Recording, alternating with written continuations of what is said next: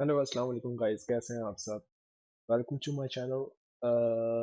मेरा आज की वीडियो बनाने का मकसद ये है कि जैसा कि आप सब जानते हैं कि केएनबी स्कॉलरशिप का आगाज़ हो चुका है। उनके एप्लीकेशंस ओपन हो गए हैं जिनकी जो कि 3 मार्च 2025 को ओपन हुई थी और उसकी जो डेडलाइन है वो 21 मार्च 2025 है। इस स्कॉलरशिप का जो टाइम ड्यूरेशन है वो काफ़ी इन्होंने कम रखा है और पिछले साल भी इस तरह ही हुआ था। इन्होंने इससे थोड़ी देर पहले खोल दी थी, इन्होंने फरवरी में ओपन कर दी थी एप्लीकेशंस, लेकिन जो क्लोजिंग थी वो अप्रोक्सीमेटली इसी टाइम ड्यूरेशन में फॉल कर रही थी। लेकिन इस दफ़ा कुछ किसी वजह से इन्होंने ज़रा लेट कर दिया है। बहरहाल केएनबी स्कॉलरशिप जो है, इस वीडियो बनाने का मकसद ये है कि केएनबी स्कॉलरशिप के लिए हमें एक एम्बेसी की तरफ से रेफरेंस लेटर चाहिए। वो किस तरह हमें मिलेगा, वो हमने किस तरह अप्लाई करना है। तो सबसे पहले आपने इंडोनेशिया इस्लामाबाद की वेबसाइट में आना है, इनके ग्रुप में आना है फेसबुक के। यहाँ पे आपको शो हो रहा है कि ये उनका ऑफिशियल पेज है, ऑफिशियल ग्रुप है इंडोनेशिया इस्लामाबाद का, जिसमें उन्होंने बताया कि किस तरह मतलब इसकी जो एप्लीकेशन डेट है मार्च 17 तक है। मतलब हम इनको जो इनका जो गूगल फॉर्म है उसमें अप्लाई करने का 17 मार्च जो है एप्लीकेशन डेट है। मतलब इससे ज़्यादा देर करेंगे तो वो एक्सेप्ट नहीं होगी, इसके बाद हम एलिजिबल नहीं होंगे। तो ये मैंने ओपन किया हुआ है यहाँ पे, ये ऑलरेडी ओपन है, मैं दोबारा ओपन करके दिखा देता हूँ। ये एक गूगल फॉर्म एक ओपन हो गया है जिसमें हम लोग अपनी सारी डिटेल्स पुट करके इनसे अपना जो है रिकमेंडेशन लेटर है वो हम इनसे इशू करवा सकते हैं इंडोनेशियन एम्बेसी इन इस्लामाबाद के थ्रू। अब ये वाला जो फॉर्म है, ये सिवाय सिंध के जितने भी हमारे स्टेट्स हैं पाकिस्तान में उनमें सब अप्लाई कर सकते हैं, सिवाय सिंध के जो स्टूडेंट्स हैं या जो स्कॉलर्स हैं। तो इसमें अप्लाई करने का जो तरीकाकार है वो हम शुरू से लेकर चलते हैं। सबसे पहले हमने ईमेल एड्रेस देनी है, आपकी जो भी ईमेल होगी, जीमेल होगी, वो आपने यहाँ पे पुट करनी है। आपने अपना फुल नेम रखना है, फुल नेम अपने वो यहाँ पे पुट करना है जो आपका सीएनआईसी और पासपोर्ट पे है, अपना date of birth according to passport and CNIC और लीगल डॉक्यूमेंट्स पे जो है। इसी तरह आपने प्लेस ऑफ बर्थ देनी है, अपने प्लेस ऑफ बर्थ में आपने अपना डिस्ट्रिक्ट लिखना है, देन आपने सिटी लिखनी है, इसी फॉर्मेट में लिखना है। इसी तरह आपने अपना पासपोर्ट नंबर लिखना है यहाँ पे। तो पासपोर्ट जो है वो वेरी एक बड़ा क्रूशियल डॉक्यूमेंट है। लाइक जब भी आप स्कॉलरशिप में अप्लाई करते हैं आपके पास पासपोर्ट होना मैंडेटरी है, पासपोर्ट के बगैर आप लोग अप्लाई नहीं कर सकते। अपना सीएनएससी नंबर यहाँ पे पुट करेंगे, अपना मोबाइल नंबर यहाँ पे पुट करेंगे, gender male female, marital status जो है married single, then home address, district और सिटी। उसके बाद आपने अपना डोमिसाइल का बताना है कि जो प्रोविंस है, स्टेट है डोमिसाइल की, वो क्या है।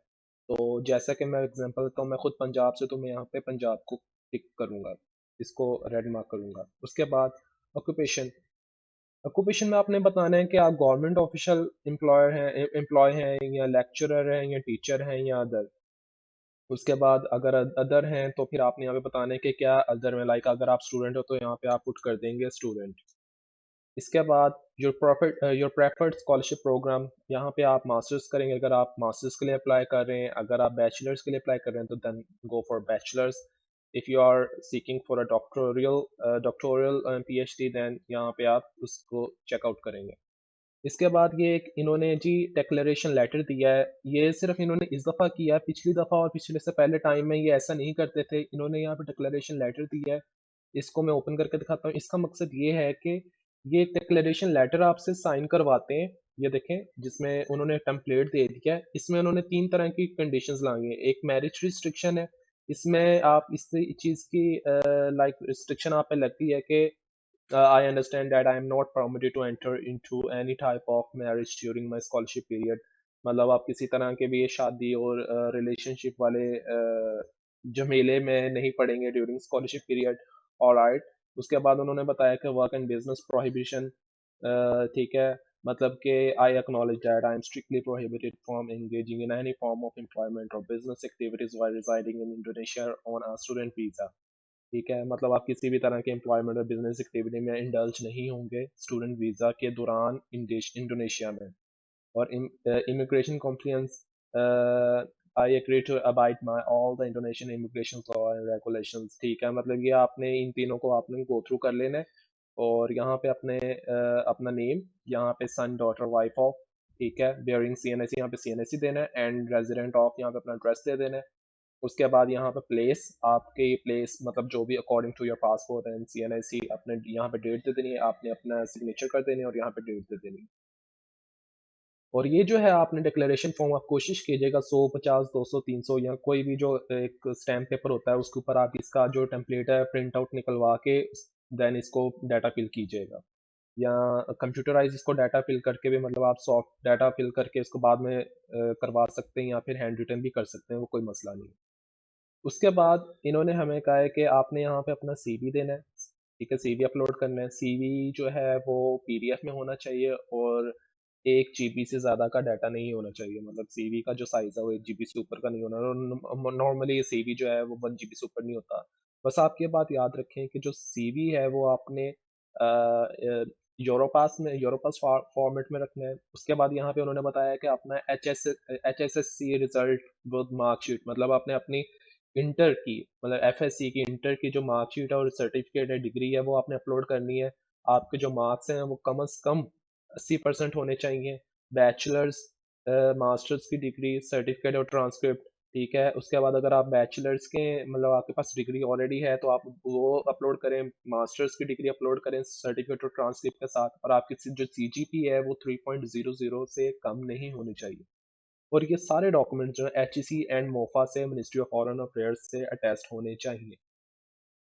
उसके बाद अपने 2 रिकमेंडेशन लेटर्स अपलोड कर देने हैं। 2 रिकमेंडेशन लेटर्स जो हैं वो किसी भी, आप किसी यूनिवर्सिटी, जिससे आप यूनिवर्सिटी से पढ़े हैं, किसी इंस्टीट्यूट से पढ़े हैं, उधर के प्रोफेसर से आप ये बनवा सकते हैं, उनसे साइन और स्टैम्प करवा सकते हैं, टेस्ट करवा के आप उसको स्कैन करके यहाँ पे अपलोड कर सकते हैं। इसके लिए 2 होना ज़रूरी है। उसके बाद health fitness certificate from government hospital, ये आपने जो है मैं अपने वीडियो के डिस्क्रिप्शन में ऐड कर दूंगा, मैंने इसका टेम्पलेट बनाया हुआ है हेल्थ फिटनेस सर्टिफिकेट का। किसी भी गवर्नमेंट हॉस्पिटल से जाके आपने तस्दीक करवा लेनी है, साइन करवा लेने हैं। वो मैं आपको दिखा देता हूँ। ये जी हेल्थ परफॉर्मा है मेडिकल सर्टिफिकेट का। यहाँ पे आपने अपनी डिटेल्स वगैरह पुट करनी है, बिल्कुल सिंपल सी है। यहाँ पे आपने सिंपल सी डिटेल्स अपनी सारी पुट करके उसके बाद किसी भी मेडिकल ऑफिसर से जो DHQ में होता है या आपके गवर्नमेंट हॉस्पिटल में होता है उनसे टेस्ट करवा लेना है। ये आपने ध्यान से इसको फिल आउट कर देना है, इतना कोई मुश्किल नहीं, बहुत ही ईजी सिंपल स्टेप्स में है ये। उसके बाद पासपोर्ट जो है, पासपोर्ट आपका वैलिड होना चाहिए, लाइक मिनिमम आपके 2 इयर्स वैलिडिटी होनी चाहिए।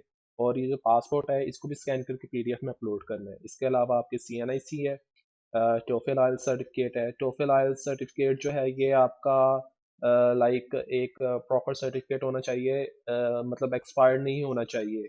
उसके अलावा अगर किसी के पास ये सर्टिफिकेट्स नहीं है तो वो अपना प्रोफिशिएंसी सर्टिफिकेट किसी भी इंस्टीट्यूशन, लाइक आपने जो प्रीवियस आपका इंस्टीट्यूट है, लाइक आपका कॉलेज या यूनिवर्सिटी, आप उनसे भी बनवा सकते हैं, वो भी अपलोड कर सकते हैं। उसके अलावा मोटिवेशन लेटर जो है, आपने मोटिवेशन लेटर खुद बना के यहाँ पे अपलोड करना है कि आपका मोटिवेशन और आपका इंटेंट क्या है इंडोनेशिया में जाकर स्टडी करने का, आपका फ्यूचर गोल क्या है, दिस एंड दैट। उसके अलावा parent affidavit with stamp paper, मैंने ये भी बना लिया, इसका भी टेम्पलेट बना लिया है। पेरेंट एफिडेविट जो है ये रहा, ये मैंने बनाया है जी पेरेंट एफिडेविट स्टेटमेंट जो है। इसमें भी आपने अपने फादर का नेम, उनका CNIC, मदर का नेम, उनका CNIC, अपना जो रेजिडेंशियल एड्रेस है वो, अपना पासपोर्ट नंबर CNIC, ठीक है, यहाँ पे पुट करके उसके अलावा यहाँ पे फादर और मदर के सिग्नेचर के साथ यहाँ पे डेट डाल देना और यहाँ पे आपने पुट कर देना है एड्रेस। और ये भी आपने 100, 200 या 300 वाले जो भी स्टैम्प पेपर है उसके ऊपर प्रिंट आउट निकलवाना है इसका और उसको स्कैन करके यहाँ पे अपलोड करना है। उसके बाद declaration letter with stamp paper, declaration letter जैसे मैंने अभी आपको थोड़ी देर पहले दिखाया था, ये वाला जो स्टैम्प पेपर पे अपलोड करके यहाँ पे अपलोड करना है। उसके बाद reference letter from working institution, तो यहाँ पे सिंपली आपने ऐसा करना है, एक सिंपल पेज, अगर तो आप किसी इंस्टीट्यूट में काम नहीं कर रहे, अगर तो कर रहे हैं तो वेल एंड गुड, तो आप उस इंस्टीट्यूट से अपना रेफरेंस लेटर बनवा सकते हैं। अगर तो कोई स्टूडेंट है वो वहाँ पे काम नहीं, किसी इंस्टीट्यूट में काम नहीं कर रहा, तो वो एक सिंपल एक ब्लैंक पेज लेगा, उसके ऊपर लिखेगा वो, I am currently not engaged in any kind of work as I am a student और अनएम्प्लॉयड, ये आप लिख के उसको स्कैन करके यहाँ पे अपलोड कर सकते हैं। मतलब सिंपल सा आपने बस ये बताना है कि मैं किसी भी इंस्टीट्यूट में काम नहीं कर रहा, मैं स्टूडेंट हूँ और स्टडी कर रहा हूँ। उसके बाद यहाँ पे आपने file upload of the document check listed above, document must be contained into one file only with the file name, name, degree, ठीक है। यहाँ पे आपने सारे डॉक्यूमेंट्स जो हैं अपने वो एक ही फाइल में अपलोड करने हैं। यहाँ पे 1 GB से मैक्सिमम साइज के नहीं होने चाहिए। ठीक है, जितने भी ऊपर डॉक्यूमेंट्स मांगे हैं वो एक ही फाइल PDF में मर्ज करके यहाँ पे अपलोड करने हैं, उनका जो नेम और डिग्री का मेंशन कर देना है यहाँ पे, और इस तरह ये सबमिट हो जाएगा विदाउट इसके। जिनके आगे स्टैरिक है, स्टैरिक मार्क है, इसके बगैर यहाँ पे सबमिट नहीं होगा। अच्छा, ये तो प्रोसीजर वो है, गूगल फॉर्म जो है वो है जो कि पंजाब के मतलब सिंध के अलावा जितने भी पाकिस्तान के स्टेट्स हैं वो कर सकते हैं अप्लाई। अब मैं आपको दिखाता हूँ फॉर्म, ये भी मैं अपने डिस्क्रिप्शन में डाल दूंगा। ये फॉर्म है जी, जो सिंध के जो स्टूडेंट्स हैं वो कर सकते हैं अप्लाई। इसमें भी सेम वही प्रोसीजर है, ईमेल, मोबाइल नंबर, मतलब मोबाइल नंबर वो जिसमें व्हाट्सअप बना हुआ है, full name, passport number, date of birth, place of birth, gender, your domicile province, Sindh, Karachi, Hyderabad, Sukkur, Larkana. अब आपने जो लास्ट आपकी एजुकेशन डिग्री है वो आपकी क्या, वो यहाँ पे मेंशन कर देना है। GPA मेंटेन जो आपने ऑब्टेन किया वो यहाँ पे लिख देनी है। आपकी जो स्कॉलरशिप कैटेगरी है वो आपने यहाँ पे पुट करनी है। प्रेफर्ड यूनिवर्सिटी, अपनी जो यूनिवर्सिटी है वो आपने यहाँ पे चूज करनी है, यहाँ पे आपने मेंशन करना नेम उसका। आप जो प्रोग्राम आप प्रिपेयर कर रहे हैं, मतलब आप जो पढ़ना चाह रहे हैं वो आपने प्रोग्राम चेकआउट कर लें। इसके अलावा आपका जो प्रिफर्ड स्टडी प्रोग्राम है वो यहाँ पे उसका नाम लिखना है, यहाँ पे CV अपलोड करनी है। उसके बाद यहाँ पे आपने अपनी डिग्रीज जो है सर्टिफिकेट, डिग्री सर्टिफिकेट जो है HCC और मोफा से टेस्ट हुए हुए वो आपने अपलोड करने हैं। डिग्री और सर्टिफिकेट इंग्लिश में होने चाहिए या भाषा यानी कि जो इंडोनेशियन लैंग्वेज उसमें होने चाहिए, उस फॉर्मेट में होने चाहिए। उसके अलावा इसी तरह आपने डिग्री ट्रांसक्रिप्ट जो कि HCC और मोफा से अटैच होनी चाहिए, यहाँ पे आपने डिग्री अपलोड कर देनी है यूनिवर्सिटी की या कॉलेज की जिसके लिए आप जो आपकी लास्ट डिग्री है, इसी तरह उसके यहाँ पे ट्रांसक्रिप्ट। उसके बाद यहाँ पे आपने इंटर की डिग्री, यहाँ पे इंटर की डिग्री नहीं, सॉरी, यहाँ पे इंटर का मार्कशीट आपने अपलोड करनी है जो कि IBC से मोफा से टेस्ट होने पड़ेगी की होगी।